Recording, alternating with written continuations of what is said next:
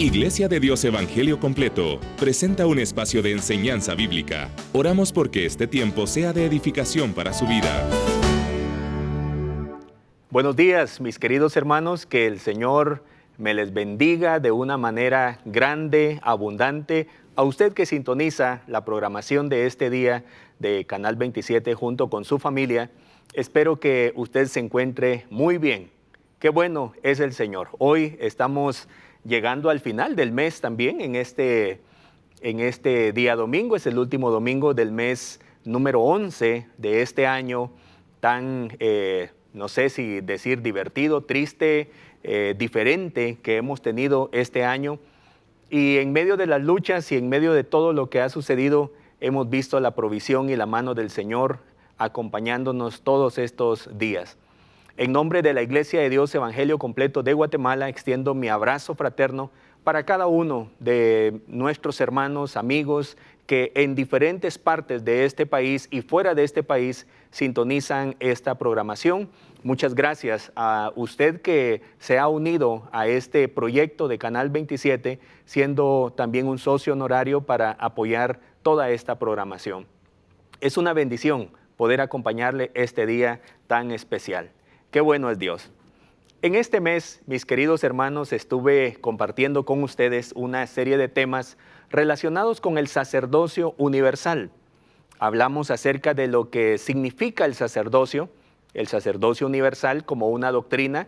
Es una enseñanza que tenemos la iglesia cristiana, la iglesia evangélica, en la cual nosotros creemos que todos los discípulos de Jesús, todos aquellos hombres y mujeres de diferentes edades, pueden ser niños o pueden ser ancianos, que han creído en Jesucristo, el Señor les ha dado una comisión, les ha dado un llamamiento a usted y a mí para que nos constituyamos en sus sacerdotes, en aquellas personas que pueden acercarse a su presencia, aquellas personas que pueden ministrar a Dios, pero también aquellas personas que han recibido una comisión de llevar un mensaje esperanzador al mundo entero que sufre de la crisis y el caos por causa del pecado.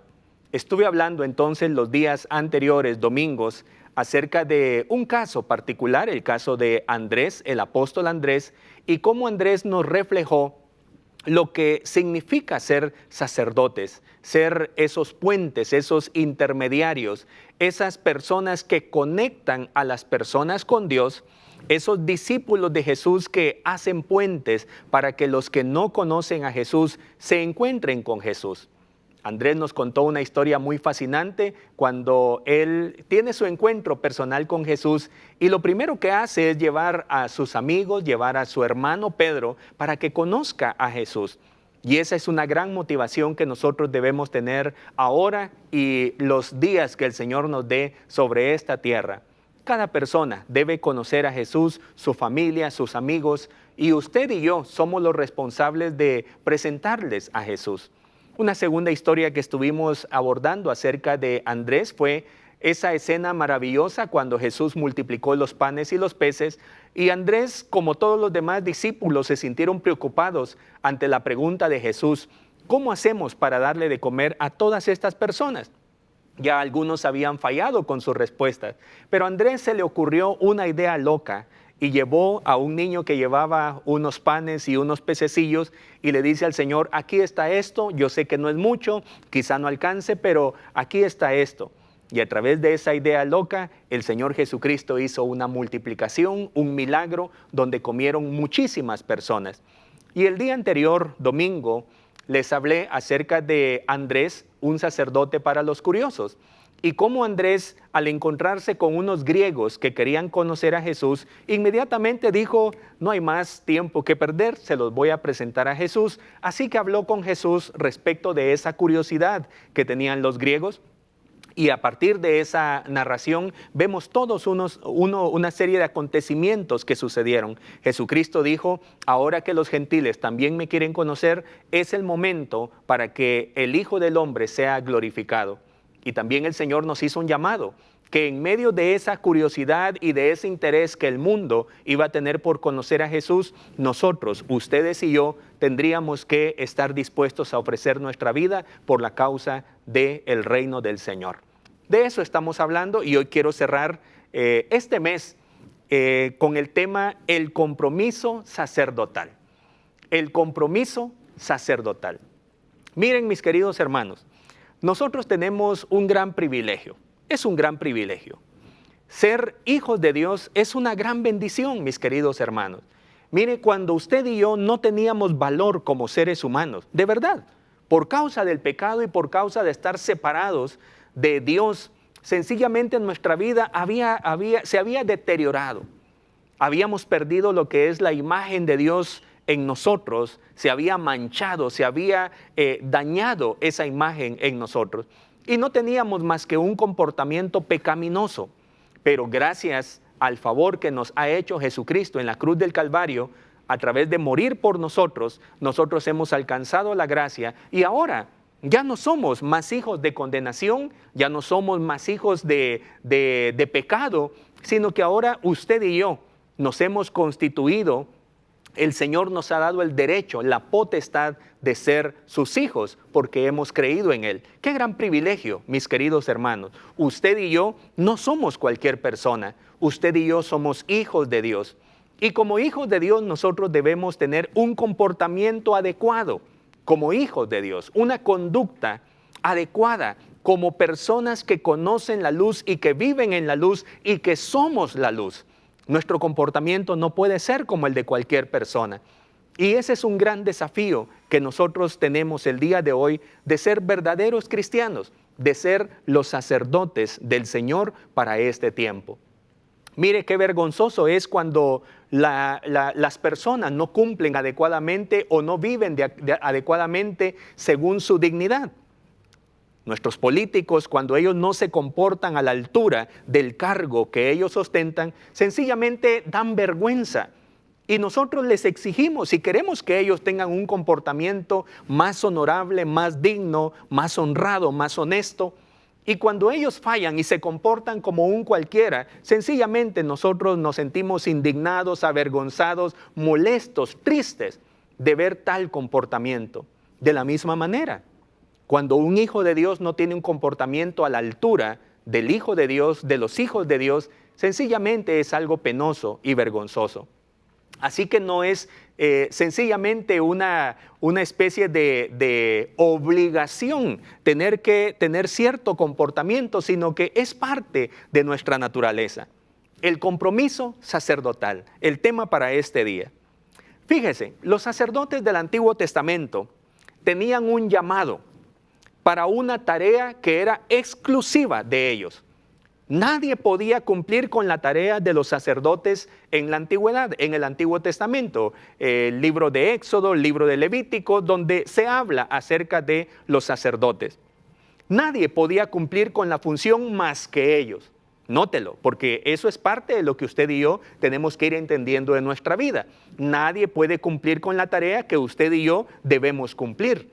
No es una tarea para los ángeles que viven en el cielo, que están con el Señor, que están ministrando a la iglesia del Señor.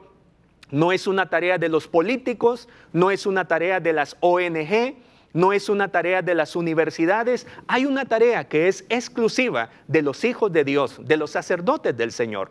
Así que es una tarea suya y es mía. Esta tarea era de muchísima importancia, hablando de los sacerdotes del Antiguo Testamento. Requería una alta responsabilidad y un alto compromiso, por supuesto. Ellos tenían a su cargo, mire, ministrar a Dios y también ministrar al pueblo. Ministrar se refiere a servir a Dios y servir al pueblo. Para hacerlo, Dios había escogido a una familia, no a todas las familias de Israel, no a todas las familias de los levitas, sino a la familia de Aarón. Los descendientes de Aarón, el hermano de Moisés, serían los responsables de la tarea sacerdotal. Dios había dicho a Moisés, eso en Éxodo capítulo 28 versículo 1, harás llegar delante de ti a Aarón tu hermano y a sus hijos consigo. de entre los hijos de Israel para que sean mis sacerdotes. Éxodo 28:1. El acto de consagración de los sacerdotes era una ceremonia única, solemne y de mucho significado. Ya se puede usted imaginar aquel momento cuando fueron consagrados a Aarón y sus hijos como sacerdotes para el pueblo, como intermediarios, como puentes que iban a traer la bendición de Dios y también iban a traer las ofrendas del pueblo delante de la presencia del Señor. Fue un acto con mucho significado. Usted lo puede leer en Éxodo capítulo 29, versículo 1 al 37. Bueno, en ese libro se describe de cómo iba a ser el momento de la consagración. El proceso de dedicación, según lo que nos dice el libro de Levítico 8:35, fue un momento muy especial. Duró varios días, 7 días de consagración, donde esta familia sacerdotal se consagraría a la puerta del tabernáculo. No podían entrar al tabernáculo, esa tienda que Dios había mandado hacer, sino que en la puerta iban a estar consagrándose. Debían cumplir con este rito con mucho cuidado. Allí hay una serie de ceremonias, de sacrificios, de ofrendas, de purificación que debían estar haciendo. Nótelo, porque esto tiene que ver con la vida consagrada de los sacerdotes. Y estoy hablando de ustedes, estoy hablando de mí, estoy hablando de la iglesia. No somos cualquier persona, no somos cualquier individuo, somos hijos de Dios que tenemos una función extraordinaria en esta tierra. Debían cumplir con este rito con mucho cuidado, ya que de no hacerlo, fíjese, podrían morir, dice la Escritura. Así de serio era este asunto, como usted lo lee en Levítico 8:35. Todo ese ritualismo, mis queridos hermanos, un ritualismo ceremonial que posiblemente nosotros no comprenderíamos en este tiempo, le daba el sello de importancia a la tarea sacerdotal. Así que cuando Martín Lutero en 1517 habló del sacerdocio universal de todos los creyentes, él había llegado a conclusiones profundas de lo que es un verdadero cristiano. Ante esa contradicción donde la iglesia del Señor vivía de una manera desenfrenada y pagana, viviendo en los vicios, viviendo en el pecado, y solamente había una clase que le servía a Dios, y eso era el clero. Martín Lutero dijo, no puede ser así, no puede ser que solamente una clase, digamos en este tiempo pastores o líderes, sean los únicos que honren a Dios y haya un pueblo, haya una iglesia que vive de acuerdo a sus propios intereses, de acuerdo a sus propios gustos. Martín Lutero nos dio esa reflexión profunda del sacerdocio universal, y es que así es una verdadera práctica de consagración, de mucho compromiso y responsabilidad, lo que implica, lo que Pedro también nos dijo, somos real sacerdocio. Aleluya. Aarón y su familia entendieron, por lo que hicieron, como dice Levítico 8:36, hicieron todas las cosas que mandó Jehová por medio de Moisés. Y ahí vemos una característica muy importante. Los sacerdotes del Señor tenemos que tener mucho cuidado para oír, para atender lo que Dios está pidiendo. Es fácil nosotros confundirnos y decir, es que todo mundo lo hace, es que aquí así es la cultura. Nosotros tenemos una propia cultura, mis hermanos, la cultura del reino, la que está en la palabra del Señor. Aleluya. Mire, el fuego extraño se pagaba con la vida. Los sacerdotes no podían hacer lo que quisieran. Los sacerdotes no podían vivir de acuerdo a sus deseos personales o carnales. Ellos tenían que vivir de acuerdo a la voluntad del Señor. Podían pagarlo con su vida. Triste situación fue vivida por Nadab y Abiú, hijos de Aarón, quienes ofrecieron fuego extraño a Jehová que él nunca les mandó. Por lo que la Biblia dice en Levítico capítulo 10, versículo 2, salió fuego de delante de Jehová y los quemó, y murieron delante de Jehová. Eso me recuerda también lo que dijo San Pablo a Timoteo en 1 de Timoteo capítulo 4, 16, ten cuidado de ti mismo. Le recuerda San Pablo a Timoteo, y yo traigo esa palabra para usted y para mí. Tenga cuidado de usted mismo y de lo que cree y de la doctrina que usted está creyendo, porque esa doctrina usted la lleva a la práctica. Persiste en esto, dice San Pablo, porque haciendo esto te salvarás a ti mismo y a los que te oyeren. A lo mejor las personas donde usted da testimonio, en su casa, en su trabajo, en su escuela, donde usted tenga presencia, y a lo mejor usted está dando un testimonio de hijo de Dios, de sacerdote de Dios. Pero puede ser que lo que usted hace no esté conduciendo a las personas a Dios, sino todo lo contrario, los esté alejando de la presencia del Señor. Es una gran responsabilidad, mis hermanos, pero también es un alto honor el que Dios se haya fijado en nosotros para que seamos sus ministros, sus sacerdotes, su iglesia, la escogida, la iglesia escogida del Señor. Aleluya. Siendo tal responsabilidad demasiado difícil para cumplir, para que nosotros la cumpliéramos con fidelidad. Recuerde que muchos sacerdotes fallaron en la antigüedad a tal grado que Dios se cansó de ellos. Así nosotros vemos en la Escritura que alguien, Jesucristo, tomó ese lugar para guiarnos como el sumo sacerdote. Jesús cumplió ese papel sacerdotal con excelencia. La Biblia dice en Hebreos capítulo 5, versículo 1 y 2, porque todo sumo sacerdote tomado de entre los hombres es constituido a favor de los hombres en lo que a Dios se refiere, para que presente ofrendas y sacrificios por los pecados, para que se muestre paciente con los ignorantes y extraviados, puesto que Él también está rodeado de debilidad. Así Jesús, lo encontramos en el versículo 8 y 9 de Hebreos 5, aunque era hijo, por lo que padeció, aprendió la obediencia y habiendo sido perfeccionado, vino a ser autor de eterna salvación para todos los que le obedecen, y fue declarado por Dios sumo sacerdote según la orden de Melquisedec. Mire qué interesante. Es un trabajo, es un oficio profundo, interesante, que Jesucristo realizó. Y Él fue nuestro sumo sacerdote. Él abolió todo aquel sistema sacerdotal del Antiguo Testamento y Él se constituyó en nuestro sumo sacerdote, en el intermediario principal. Y ahora tenemos un mediador entre Dios y los hombres, Jesucristo, hombre, el intermediario, el que nos acerca a la presencia de Dios. Pero también nosotros entendemos que nosotros hemos sido llamados para acompañar a Jesús en esa tarea de acercar a las personas a la presencia de Dios. Aunque ya no tenemos una familia específica para ocuparse del oficio sacerdotal, todos los cristianos somos llamados a cumplir tal función sacerdotal. Somos llamados a ministrar a Dios y al mundo. Aprendamos en esta reflexión una verdad muy importante. Cada discípulo tiene un compromiso con Dios y el mundo. Cada discípulo tiene un compromiso con Dios y con el mundo. Aleluya. Por supuesto que ese compromiso con el mundo no tiene que ver con pecar junto con el mundo, sino que nuestro compromiso es de ayudar al mundo para que se encuentre con Dios.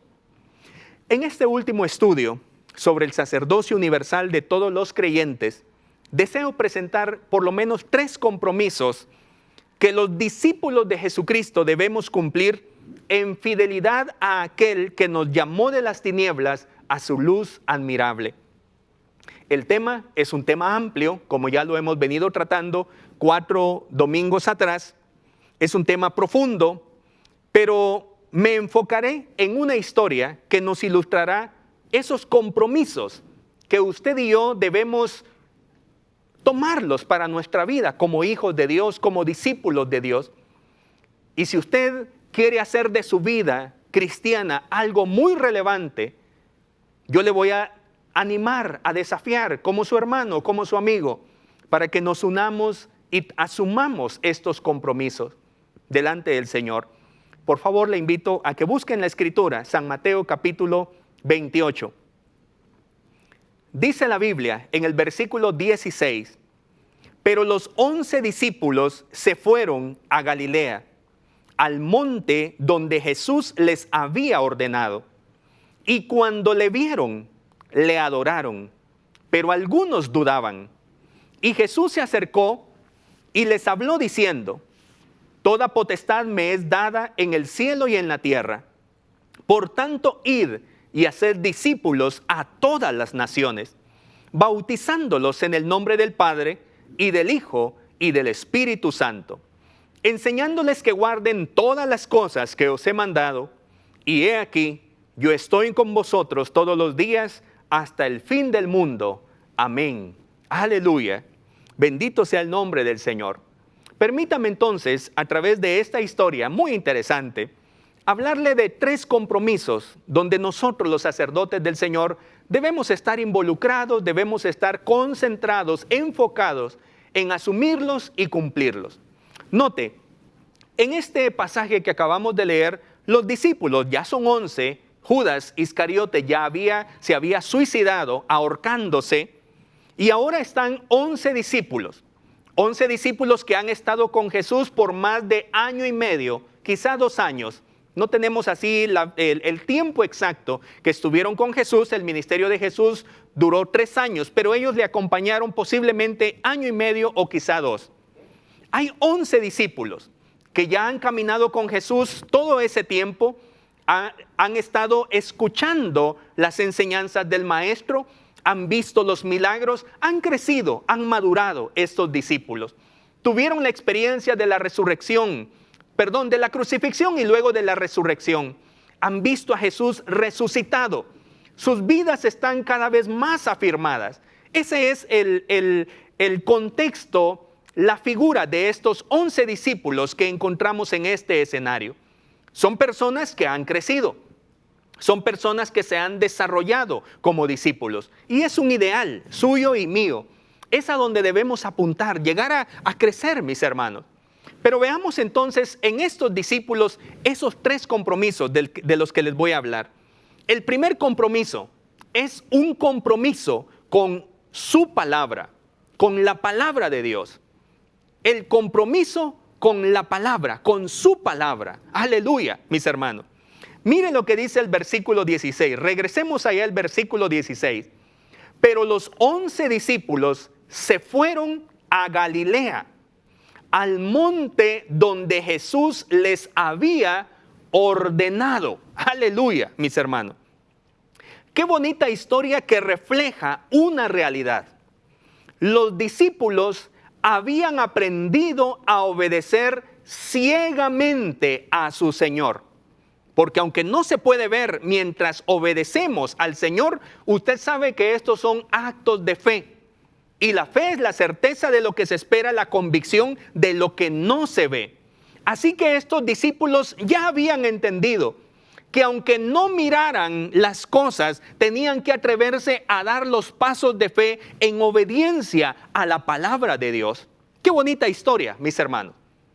Qué historia más interesante, qué historia más desafiante para usted, discípulo del Señor, y para mí en este tiempo, donde estamos escuchando muchas voces que nos quieren alejar de la presencia del Señor, de la voluntad del Señor, pero usted y yo tenemos que asumir un compromiso con la palabra, con su palabra. Aleluya. Habían aprendido entonces a obedecer al Señor. No dispusieron quedarse a ir a otro lugar o ir a otro lugar. Cuando Jesús les dijo, nos vamos a encontrar en aquel monte donde hemos estado muchas veces. Quiero que vayan a Galilea y allí me encontraré con ustedes. Qué triste hubiera sido que los discípulos, en vez de ir a ese lugar donde Jesús les ordenó, se hubieran ido para otro lugar. Qué triste hubiera sido que esos discípulos, en vez de obedecer, hubieran dicho, no queremos ir allí, mejor nos quedamos acá. Fíjese, a veces nosotros echamos a perder los proyectos del Señor. Bueno, Él siempre los va a cumplir, por supuesto, con nosotros o sin nosotros. Pero a veces nosotros dejamos de ser participantes, mejor dicho, de los proyectos del Señor, porque no atendemos la palabra del Señor. No somos capaces de escuchar con atención qué es lo que Jesús nos está diciendo. Y en vez de ir al lugar donde Jesús nos está diciendo que vayamos, terminamos yendo en otros rumbos. Y eso nos está sucediendo, mis hermanos. Como iglesia nos estamos confundiendo. Pareciera que ya no estamos escuchando, discerniendo la voz del Señor. Pero aquí miramos un desafío en ese compromiso que los discípulos nos reflejan. Fueron a donde Jesús les mandó que fueran. Aleluya. Muchos cristianos, mis queridos hermanos, ignoran la voluntad de Dios. Así se disponen a hacer las cosas que les parece que son buenas. Yo a veces me siento un poco preocupado porque en este tiempo de pandemia se han levantado muchas voces por todos lados de personas que tal vez no tienen un compromiso serio con la iglesia y vienen a dar opiniones diciendo, es que la iglesia debería cambiar esto, debería dejar de hacer esto, ya no tendría que hacer esto. Yo digo, pero ¿con qué solvencia, con qué autoridad vienen a querer hacer cambios de praxis en la iglesia cuando en la Biblia tenemos que es una obligación, tenemos un mandato por esa praxis para la iglesia? Y entonces, a veces con buenas intenciones, no digo que sean malas intenciones, pero a veces con buenas intenciones podemos equivocarnos si terminamos haciendo cosas que Dios nunca nos pidió que hiciéramos. No basta con las buenas intenciones, mis hermanos. Usted y yo lo sabemos. No basta con tener buenas intenciones. Los sacerdotes de Dios requieren obedecer su palabra. Por ejemplo, cuando usted lee el capítulo 1 de Josué, usted encontrará aquellas frases desde el versículo 6 hasta el versículo 9, donde Dios le dice, esfuérzate y sé valiente. 3 veces se lo menciona. Bueno, 4 veces, pero hay 3 que nosotros hemos referido muy puntualmente. Pero en la segunda vez que el Señor le dice, esfuérzate, en esa segunda vez le dice, esfuérzate en poner en práctica mi palabra. Esfuérzate en obedecer, esfuérzate en cumplir con diligencia. Me gusta la historia en el primer libro de Reyes, capítulo 6, estaba meditando un día de estos, donde Salomón estaba afanado por construir el hermoso templo que llevó su nombre, el templo de Salomón, bañando las paredes en oro, afanado yendo a traer madera de lugares especiales donde venían maderas finísimas, todo su esfuerzo, toda su pasión por construirle una casa a Dios. Y en el capítulo 6, versículo 11, se le aparece Dios a Salomón y le dice, Salomoncito, respecto a la casa que estás construyendo, no vayas a creer que mi presencia va a estar allí. Te lo parafraseo. No vayas a creer que mi presencia va a estar allí. No vayas a creer que porque tiene oro y porque tiene maderas lindas y porque tiene cosas brillantes y tiene cosas preciosas, no vayas a creer que mi presencia va a estar allí. En el versículo 11 y 12 dice, mi presencia va a estar si cuidas en poner en práctica mi palabra. Aleluya. Esa palabra me desbarató, mis queridos hermanos, el pensamiento, el corazón, porque muchas veces nosotros tenemos buenas intenciones, pero poca obediencia a la palabra. Queremos hacer grandes cosas para el Señor, pero poca obediencia a la voluntad del Señor. Y es allí donde Primera de Samuel capítulo 15 y versículo 22 nos recuerda, obedecer es mejor que los sacrificios. Aleluya. Obedecer no es una tarea fácil, mis queridos hermanos. Es una tarea difícil para el ser humano. No es una tarea fácil para los discípulos de Cristo. Es una acción a la que el discípulo debe irse acostumbrando en la medida que va descubriendo lo hermoso, lo edificante que es obedecer la palabra del Señor. Como aquellos sacerdotes de la antigüedad, hoy día se necesitan sacerdotes que conozcan y amen hacer la voluntad divina, que disfruten su praxis cristiana. ¿Cómo podemos lograr eso? Permítame, como un su hermano, como un su amigo, un hermano en la fe, permítame por lo menos darle 3 consejos para que usted y yo vayamos asumiendo el compromiso con la palabra del Señor. En primer lugar, disciplínese. o disciplinémonos en la lectura bíblica y en la oración. Disciplinémonos. Estudiar la Biblia es una disciplina. Orar es una disciplina. Y usted puede poner como en balanza, y ambas disciplinas son muy importantes. La Biblia dice en 1 de Timoteo 4:13, entre tanto que voy, ocúpate en la lectura, la exhortación y la enseñanza. Qué interesante es que nosotros nos ocupemos en la lectura de la palabra del Señor. Es muy importante que usted aprenda a escuchar la palabra del Señor, la voz del Señor, revelada en la Santa Escritura. También nos dice San Pablo en Primera de Tesalonicenses, capítulo 5, versículo 17. Oren en todo momento. La traducción lenguaje actual dice así: oren en todo momento. Aleluya. Miren, mis hermanos, qué importante es que desarrollemos esta disciplina para ir teniendo esa capacidad de discernir la voluntad del Señor, escuchar la palabra del Señor y comprometernos con ella. Aleluya. Eso hará la diferencia entre los sacerdotes de este tiempo que logren triunfar, mis hermanos. Entre usted, discípulo del Señor, hijo de Dios. Si usted va a alcanzar la corona de vida, la corona de justicia, es porque usted asumió un compromiso con la palabra de Dios para hacer la palabra de Dios, comprometerse con hacer la voluntad del Señor y rogar al Señor en oración que le bendiga con fortaleza para lograrlo. Aleluya. Una segunda recomendación en esta misma línea es: descubra la voluntad de Dios para sus prioridades.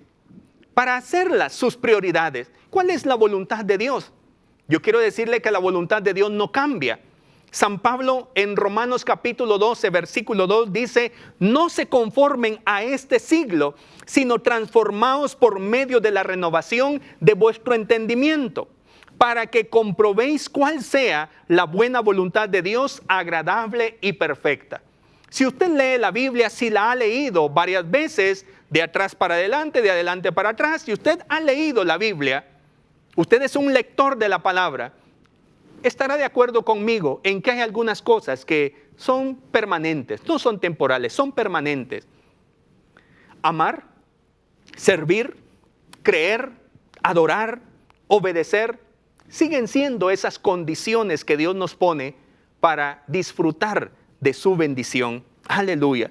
Y una tercera recomendación que yo le puedo dar está en 1 de Corintios, capítulo 1, versículo 25.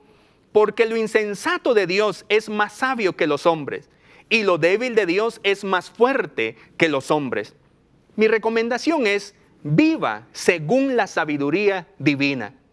Vivamos según la sabiduría divina. Queridos hermanos líderes que predican la palabra también, por favor, prediquemos la palabra.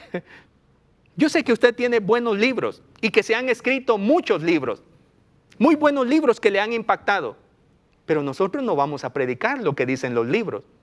Nosotros tenemos que predicar lo que dice la palabra de Dios. Así que no se afane tanto por leer muchos libros y traer una serie de conceptos a su reflexión. Preocúpese por escudriñar la palabra, meditar en ella y extraer el mensaje, lo que conocemos como exégesis. Sacar el mensaje de la palabra y poder ofrecérselo al pueblo del Señor. La palabra de Dios, mis hermanos, es nuestra consigna. Ella expresa la voluntad directa de nuestro Señor, la cual procuremos cumplirla. Esa voluntad es buena, es agradable para nuestra vida. Aleluya. Un segundo compromiso del que les quiero hablar es el compromiso con la adoración. El compromiso con su adoración. Adorar a Dios. Miren lo que dice la Biblia. Regresemos a San Mateo 28, versículo 17. Y cuando le vieron, le adoraron. Aleluya. Qué interesante texto, mis hermanos. Mire que son cositas pequeñas que Mateo está escribiendo, pero son grandes enseñanzas. Fueron estos discípulos en obediencia hasta el monte, estaban ellos en Jerusalén y viajaron esos más de 100 kilómetros hasta llegar a Galilea y fueron a la montaña donde ellos ya sabían que era el lugar de encuentro con Jesús. Cuando le vieron, no hicieron otra cosa más que la que ya sabían hacer. Se postraron al suelo, con su frente en el suelo, y adoraron a Jesús. Aleluya. Aquellos discípulos no tuvieron dificultad para adorar, mis hermanos. Adorar a Dios es una actitud que refleja la piedad. Piedad significa saber darle a la persona lo que ésta se merece. ¿Y qué cree usted que merece Dios? ¿Dinero? ¿Flores? ¿Aplausos? Él merece toda nuestra adoración. Él merece que nosotros nos postremos delante de Él, nos rindamos delante de Él, le reconozcamos, le reverenciemos, le demos todo nuestro respeto, nuestra honra, porque Él lo merece. Él es digno de suprema alabanza. Él es más sabio que nosotros. Él es más fuerte que nosotros. Es más poderoso que nosotros. Nosotros podemos darle nuestra adoración. Aleluya. La única manera de relacionarnos con Dios es en actitud de adoración. Cuando usted lee la Biblia, siempre va a encontrar a personas que, aunque tenían mucha confianza con el Señor Jesús o con Dios, sencillamente cada vez que se acercaban a Él, lo hacían con profundo respeto, con profunda devoción. Adorar a Dios es hacer morir al ego y estar dispuesto a inclinarse ante el Creador de todo, mis hermanos. Los sacerdotes de la antigüedad entendieron que debían estar comprometidos con la adoración a Dios. Una actividad que hacían con racionalidad, con emotividad, pero también con voluntad libre. Aleluya. Y usted no debe sentirse preocupado por demostrar que usted es un adorador de Dios, por expresar que usted es una persona devota de Jesucristo. No tiene en ningún momento por qué sentir vergüenza de eso, porque usted y yo somos sacerdotes de Dios. Nos debemos a Él, le servimos a Él con todo el corazón, con toda nuestra pasión, con nuestro entendimiento, con nuestras acciones. Aleluya. La vida entera del sacerdote era una alabanza al Señor. Así era la vida del sacerdote. Un sacerdote sabía cómo hacer sonreír a Dios, haciendo al pueblo agradable ante Él. Cuando mi hijo era pequeñito, tiernito, me gustaba irlo a contemplar a su cunita. Y allí estaba él acostadito, dormido, con sus ojitos cerrados, envuelto, calientito. Y no me provocaba ninguna otra cosa más que sonreír. ¿Por qué sonreía este papá al ver a su hijo dormidito? Porque yo lo miraba a él lleno de confianza, durmiendo con tranquilidad, con serenidad, con la confianza de que su padre lo estaba cuidando. Y yo, cuando lo miraba, sonreía. Yo decía, qué lindo. Me encanta verlo así confiado. El sacerdote tenía esa gracia para con Dios.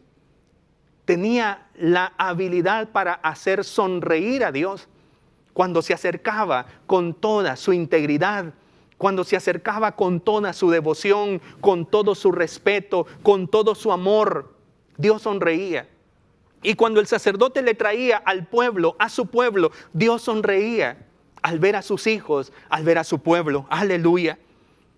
Debemos entender entonces que este compromiso solo puede desarrollarse en la medida que la persona va descubriendo y reconociendo el alto grado de honor que merece aquel que le ha llamado y le ha enviado. ¿Cómo logramos esto? Permítame así rapidito mencionarle algunas recomendaciones. ¿Cómo logramos asumir un compromiso con la adoración? En primer lugar, desarrollemos un conocimiento íntimo de Dios.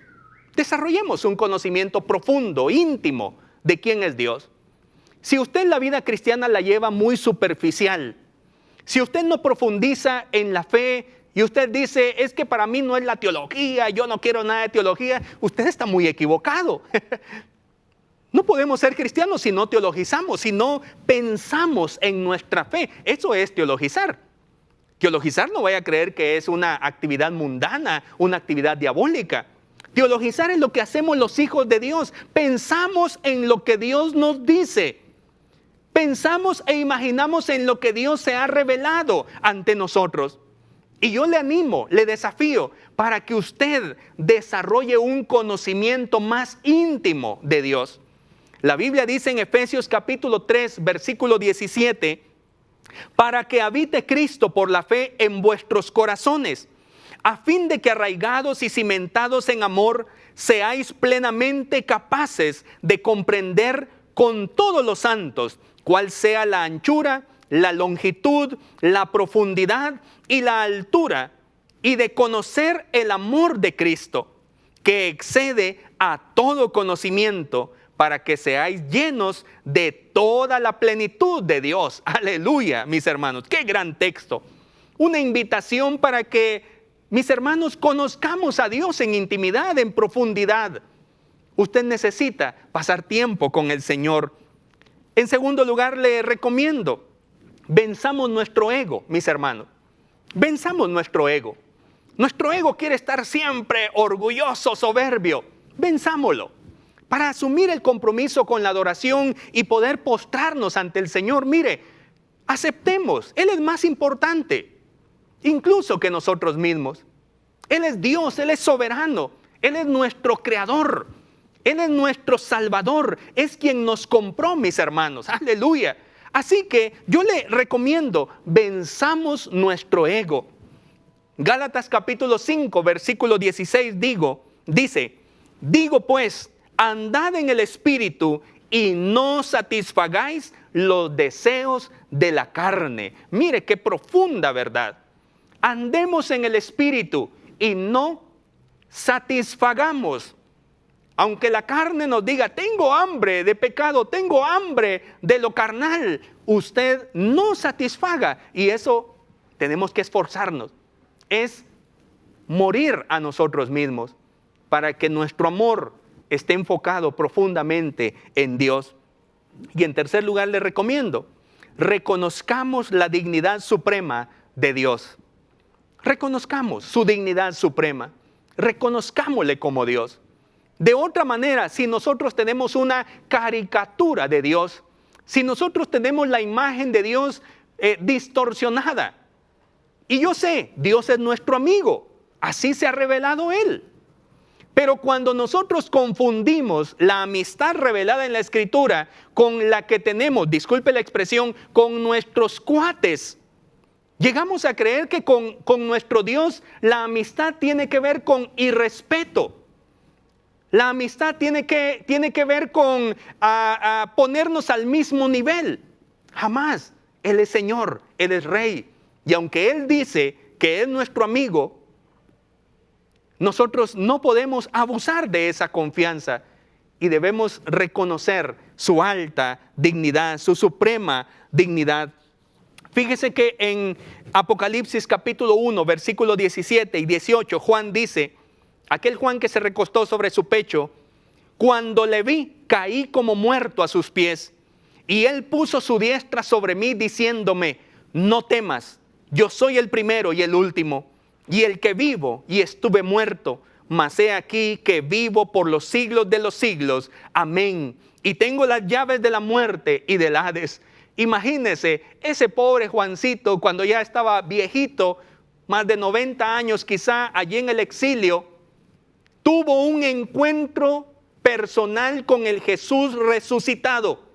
Y cuando le vio, él dijo, me voy a morir, no soporto mirar la gloria, la majestad de mi Señor. Y cayó como muerto, desmayado.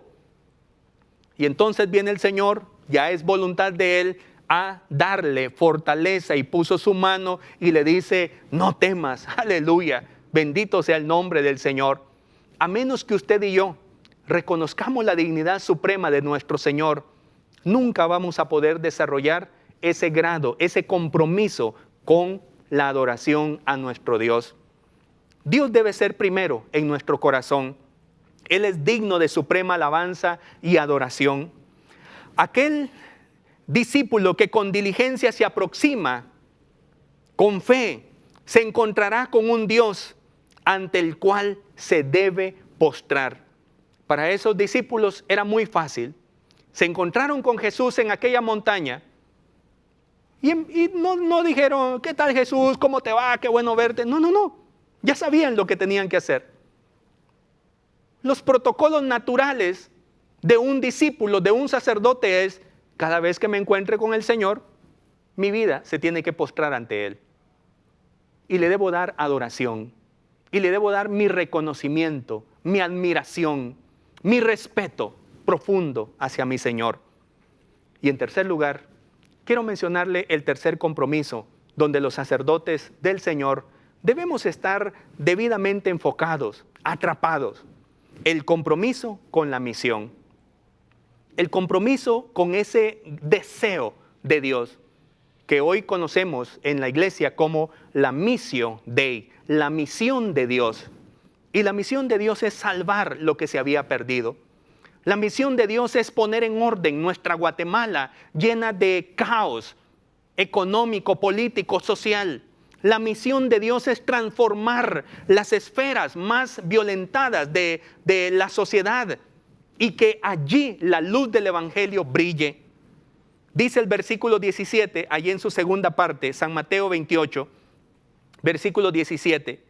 Y cuando le vieron, le adoraron, pero algunos dudaban. Mire esa expresión, algunos dudaban, por no decir todos entraron en una especie de temor, de preocupación, de dudas. No era fácil, mis queridos hermanos, para aquellos discípulos ese momento crítico. Le vuelvo a repetir que ellos estaban ahora atravesando por un momento de mucho peligro para sus vidas.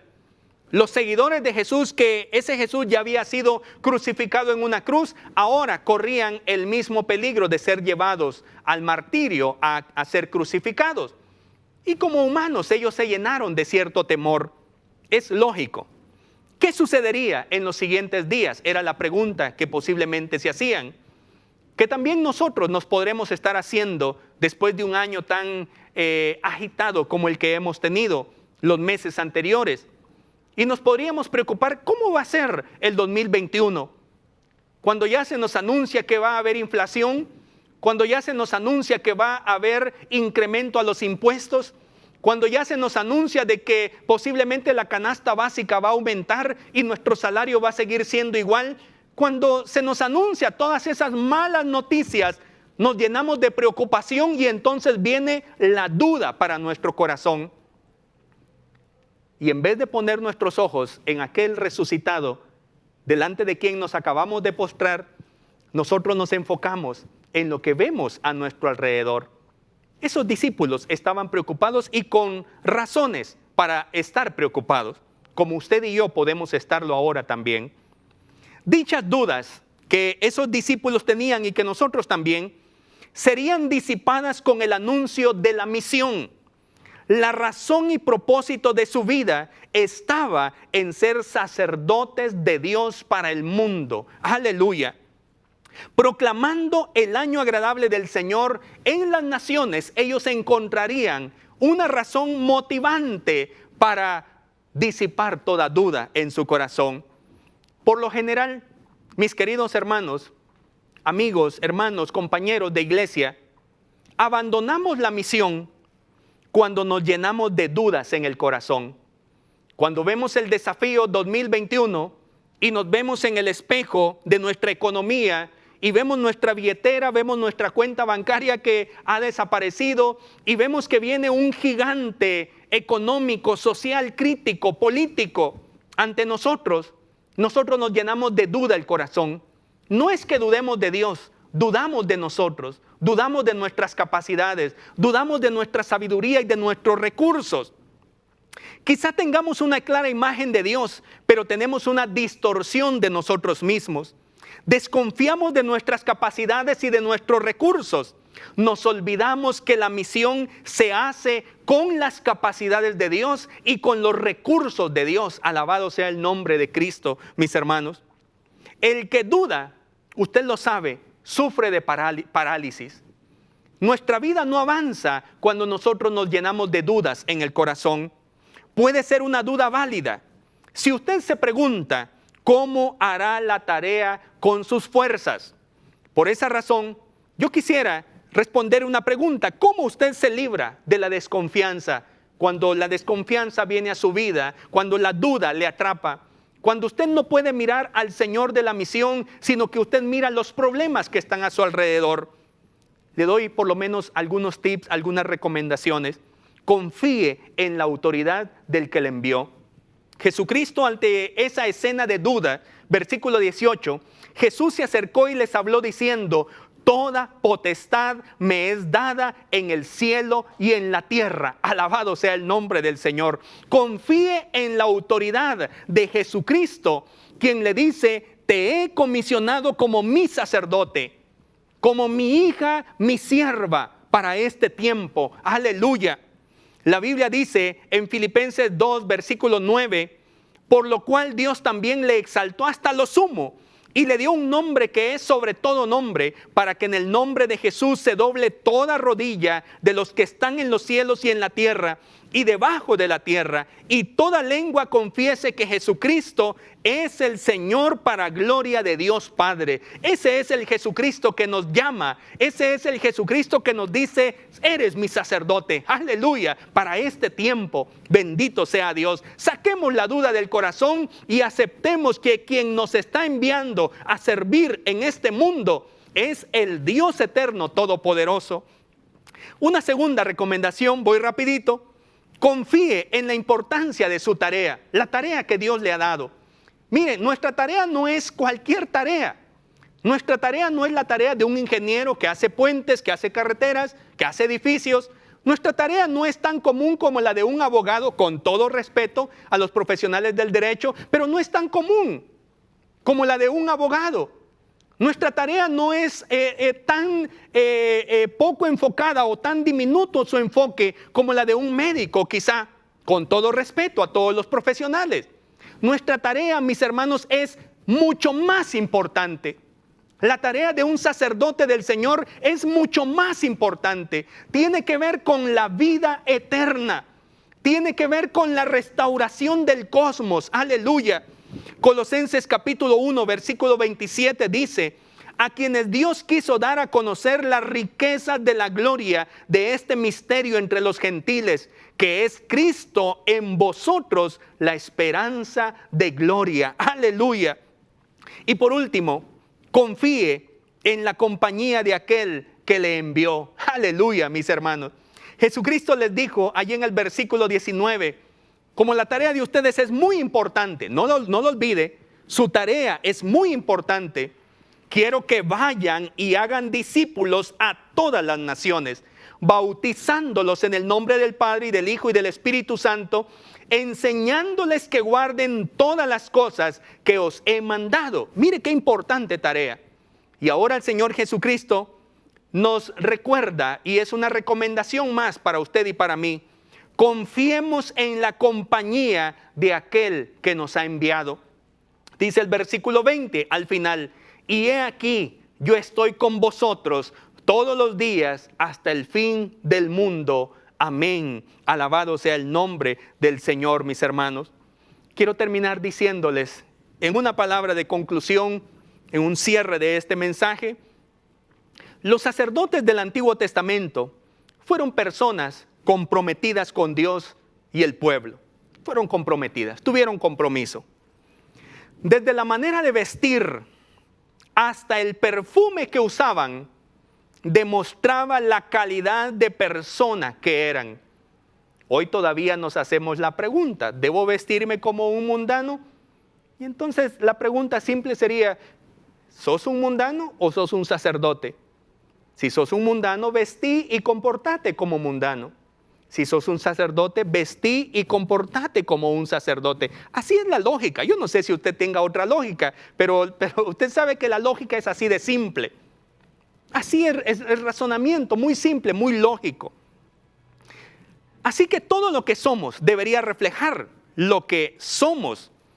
Debían ser celosos de su oficio inigualable, ministrar a Dios y al mundo. Requería de una inteligencia y una sabiduría excepcional para cumplir a cabalidad cada una de sus funciones con diligencia. La diligencia es esa obediencia gustosa de hacer las cosas al pie de la letra. para que no se le olvidaran todos los mandamientos del Señor, requería una inteligencia, mis hermanos. Para que usted recuerde la voluntad del Señor y no viva tal vez como una persona distraída. Usted debe pedir al Señor que le ayude con una sabiduría adecuada para poder vivir de acuerdo a su voluntad. Jesucristo fue ese sumo sacerdote que nos mostró el camino para llegar al Padre. Él cumplió a cabalidad la voluntad de Dios y nos ha ministrado perfectamente para que nuestra vida pueda tener un encuentro con el Dios verdadero. Habiendo cumplido Jesús su misión sacerdotal, nos ha comisionado a nosotros, sus discípulos, para que cumplamos con esa función en el mundo. Cada discípulo tiene un compromiso con Dios y el mundo. No lo olvidemos, no es cualquier cosa esa función, es una función de vida o muerte. Representa la salvación o la condenación eterna. Para cumplir fielmente como aquellos primeros discípulos de los que hemos referido en San Mateo, necesitamos comprometernos con obedecer la palabra de Dios. Necesitamos comprometernos con adorar a Dios con todo nuestro ser, como el único centro de nuestra adoración. Y necesitamos, mis queridos hermanos, estar comprometidos con la misión. Soñar que el reino de Dios crezca, soñar que su iglesia local crezca, soñar que su barrio sea transformado por el poder del Evangelio, debe ser también nuestro compromiso genuino por esa causa. Es tiempo de abandonar los ídolos y enfocarnos solamente en Dios. Él debe ser el único motivo de nuestra adoración. En un mundo que ha cerrado sus ojos y sus oídos al Señor, se necesita que volvamos a nuestra principal función, ministrar a Dios y ministrar al mundo. Que Dios nos guíe, mis queridos hermanos, y nos conceda el privilegio de ser sus sacerdotes para este tiempo. Que Dios le bendiga a usted, mi querido hermano y hermana. Que la dulce presencia del Señor quede con usted en su hogar. Bendiciones para usted. Este fue un espacio de enseñanza bíblica junto a Iglesia de Dios Evangelio Completo. Damos gloria a Dios por su palabra.